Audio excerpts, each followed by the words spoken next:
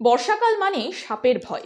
বিভিন্ন ধরনের সাপ মাঠে ঘাটে বাগানে এমনকি বাড়ির আনাচে কানাচে দেখা যায়। ছোট থেকে বড় সকলের আতঙ্ক থাকে এই সাপকে ঘিরে। এদের মধ্যে কোনটা বিষধর সাপ আবার কোনটা বিষহীন সেটা বোঝা দায়। কিন্তু আমরা সাপ দেখলেই ভয়ে তাদের মেরে ফেলি বা আতঙ্কে মারা যাই। তাই ছোট থেকে সকলের মধ্যে সাপ নিয়ে সচেতনতা বাড়াতে মঙ্গলবার বেলডাঙ্গা 30 নম্বর আন্ডিরন প্রাথমিক বিদ্যালয়ে এক সচেতনতার শিবির হয়ে গেল Beldanga save earth by our contribution সংস্থার উদ্যোগে। অংশগ্রহণ করে দ্বিতীয় শ্রেণী থেকে চতুর্থ শ্রেণীর শিক্ষার্থীরা।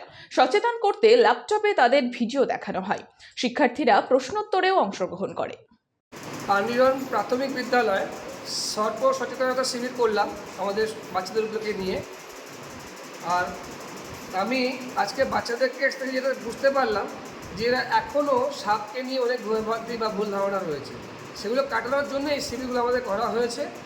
আমি এবং অমিত দা এসেছিলাম। আমি অজয় তিওয়ারি, সাপ বাঁচাও মজুটা রাজ্য সমন্বয় কমিটির সম্পাদক।